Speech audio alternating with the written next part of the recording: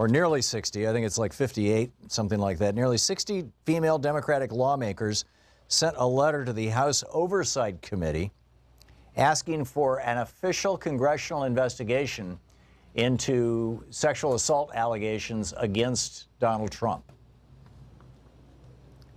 60 members of Congress. This is from a piece on Common Dreams by Jessica Corbett, a staff writer there. She writes, while the lawmakers acknowledge Trump should be allowed to present evidence in his own defense, they also note how, quote, the president's own remarks appear to back up the allegations, even though he has called all his accusers liars.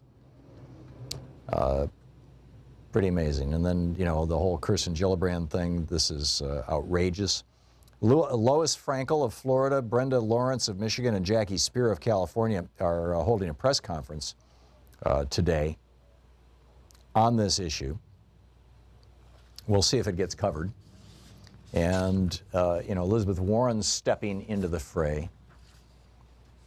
But Donald Trump, this isn't ecstatic posts over a Democratic underground. This is not business as usual. His foul tweet was the definition of sexual harassment, saying that Kirsten Gillibrand came to his office and was willing to do anything in exchange for campaign contributions.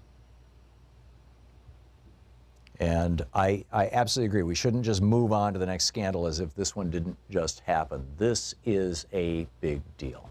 Donald Trump at 5 o'clock this morning, 5:03 a.m. Who wakes up at 5:03 a.m. to angrily tweet? This is nuts. And then, you know, saying these things, I mean, it's just, it is remarkable. Meanwhile, we've got organizations all across the internet who are working to preserve net neutrality in the United States. Please contact your members of Congress. Call the House, call the Senate, contact your members of Congress now and ask them to congressionally assert net neutrality. See, the FCC can have net neutrality as they did, you know, they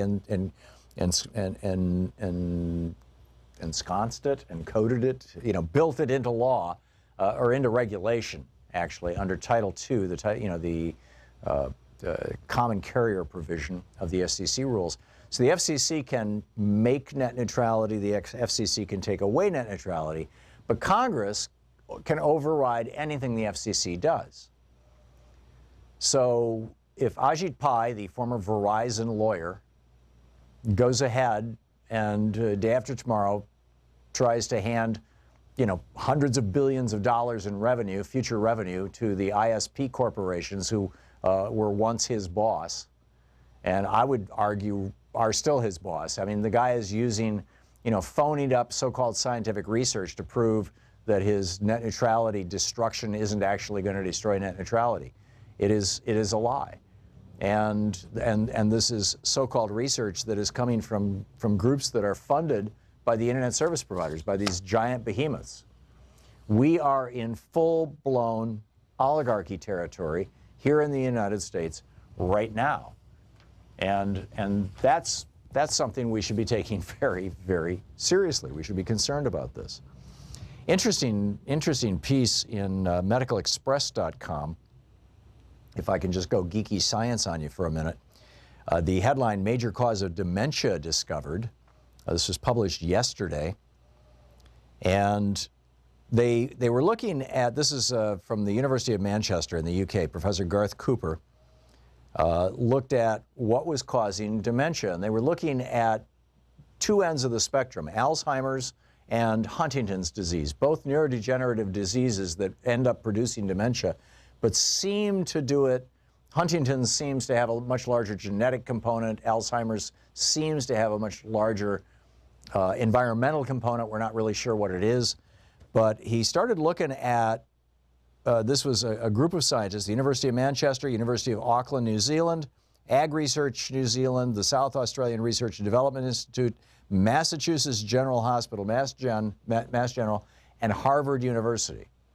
And they're looking at what causes dementia. And one of what they found was that the precursor to dementia, the thing that they can reliably find over a period of months or years before people experience dementia is high levels of urea in the blood. Now, urea is produced in response. It's the stuff that produces, I believe, urea is the stuff that produces the characteristic appearance and smell of urine. And it is the byproduct, the breakdown byproduct of protein, particularly animal protein. You eat a lot of animal protein, you get high levels of urea in your bloodstream.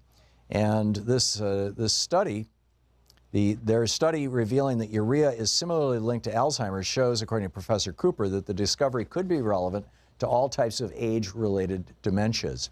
The Huntington study also showed that the high urea levels occurred before dementia sets in, which could help doctors one day diagnose and even treat dementia well in advance of its onset. Urea and ammonia in the brain are metabolic breakdown products of protein. Urea is more commonly known as a compound which is excreted through the body in urine. If urea and if they build up, then the kidneys can't eliminate them, then you've got a real big problem. But this is what Professor Cooper said. He said, this study is the final piece of the jigsaw which leads us to conclude that high brain urea plays a pivotal role in dementia. He says Alzheimer's and Huntington's are at opposite ends of the dementia spectrum, so if this holds true for these types, then I believe it's highly likely it'll hold true for all the major age-related dementias. Now, they're not making the leap that I'm making. The team used human brains donated by families for medical research as well as transgenic sheep in Australia for this research. Cutting-edge gas chromatography and mass spectrometry and all kinds of stuff to measure brain urea levels.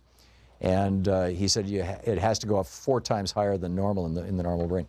So whether this is a failure of the body to excrete urea or whether this is an excess of urea as a consequence of people eating very high protein diets, keep in mind, most Aboriginal and Indigenous people, when you look at their diets, regardless of where they are in the world, about 14 to 17% of their diet, if my recollection is correct, it's been a few years since I read this science, but it's in that neighborhood, it's well under 20% of their diet, is meat or dairy products and things associated with animal products. And about 80–85% of their diet is vegetable matter. So, you know, many Americans are getting as many as half their calories from meat, you know, eating burgers and whatnot. And so you wonder, is this the thing that's causing dementia? I don't know. But I think a plant-based diet, in addition to preventing heart disease, a friend of mine, I was speaking with on the phone on Saturday. He's 75 years old. 2 years ago, he was told he had a widowmaker in his artery feeding his heart, and that if he didn't have either a stent or open heart surgery, he'd be dead in a year and a half. So he went on a complete vegan diet, eliminated all animal products, all dairy products, and I've had dinner or lunch with my friend Earl probably 2–3 dozen times in the couple of years since he got that diagnosis. And he is so rigorous, so rigorous about his diet. And he told me last week he had a stress test and a complete, the EKG, the run on the treadmill, the whole thing, and he is clean as a whistle, right? He no longer has heart disease. You can reverse heart disease by going on a totally plant-based diet.